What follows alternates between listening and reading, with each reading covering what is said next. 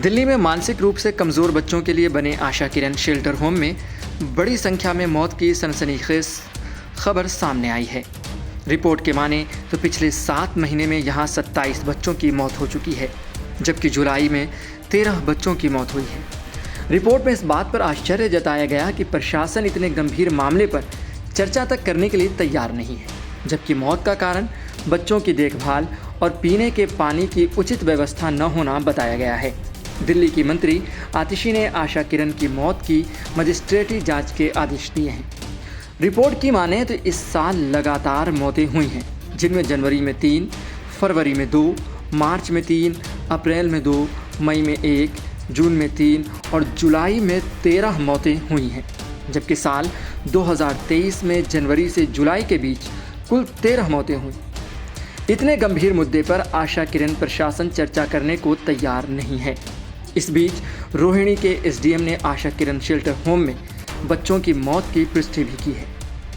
रोहिणी के सेक्टर 3 में आशा किरण होम में विकलांग बच्चों और वयस्कों को रखा जाता है। दावा किया जाता है कि यहाँ उनकी अच्छी देखभाल की जाती है, लेकिन पिछले कुछ सालों में हुई रहस्यमयी मौतें कई सवाल खड़े करती हैं। रोहिणी के एसडीएम मनीष वर्मा ने कहा कि जैसे ही खबर सामने आई, हमने तुरंत जांच शुरू कर दी। जो बताया गया है वो बिल्कुल सही है। पिछले महीनों और पिछले साल की तुलना में मृत्यु दर में वृद्धि हुई है। जब हमने केयर उपनिदेशक से इस बारे में पूछा तो उन्होंने भी माना कि संख्या ज़्यादा है, इसलिए वे फिलहाल बच्चों की मौत का कारण बताने में असमर्थ हैं। हमने उन्हें सलाह दी है कि वे पानी का परीक्षण करें, पानी का फिल्टर बदलें और पहले भोजन का स्वाद लें और फिर परोसें। उन्होंने उन सभी बातों पर विचार किया और कहा कि पानी के फिल्टर बदल दिए गए हैं।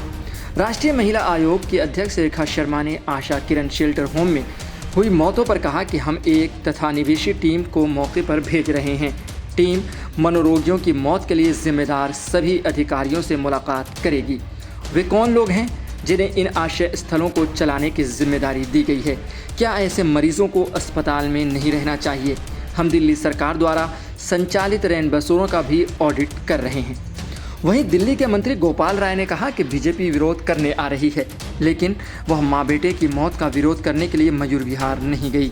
वो आशा किरण के पास भागी क्योंकि वह जानती है कि यह दिल्ली सरकार के अंतर्गत आती है। संबंधित मंत्री मामले पर कड़ी नज़र रखे हुए हैं। दोषियों को बख्शा नहीं जाएगा।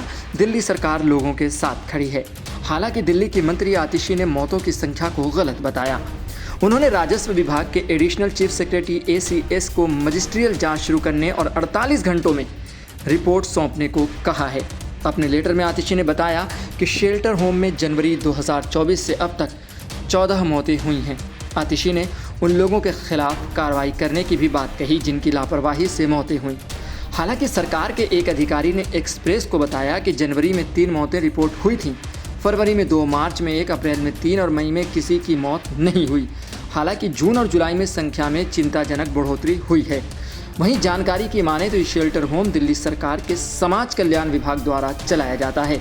रोहिणी के सेक्टर 1 में इसे 1989 में स्थापित किया गया था। इसके अंदर 350 लोगों को रखने की क्षमता है। रिपोर्ट आने के बाद ही पता लगेगा कि आखिर ये मौतें कैसे हुईं। लेकिन एक अहम और सवालिया निशान लगाता है शेल्टर होम पर कि क्या वाकई पर वहाँ रखे जाने वाले लोगों की सही तरीके से देखभाल होती है? क्या उन्हें खाना पानी सही तरीके से दिया जाता है? ये जो मौतें हुई, ये क्या वाकई सही खाना ना मिलने, सही पानी ना मिलने से हुई है, या इसके पीछे कोई और वजह है? ये तमाम अहम वो सवालात और वो पहलू हैं जिन पर नज़र रखना ज़रूरी है। रिपोर्ट 48 घंटों बाद सौंपी जाएगी। इंतज़ार रहेगा उस रिपोर्ट का कि उसमें क्या कहा जाता है। लेकिन फ़िलहाल दिल्ली की आम आदमी पार्टी और बीजेपी सीधा दोनों के दरमियान तनाव बढ़ा हुआ है। एक दूसरे पर इल्ज़ामात लगाए जा रहे हैं। हम रिपोर्ट के आने का इंतज़ार करें। तब तक आप बताएं कि आपको क्या लगता है इन मौतों का ज़िम्मेदार आखिर कौन है? और ऐसी खबरों के लिए देखते रहें सहारा समय का समय डिजिटल।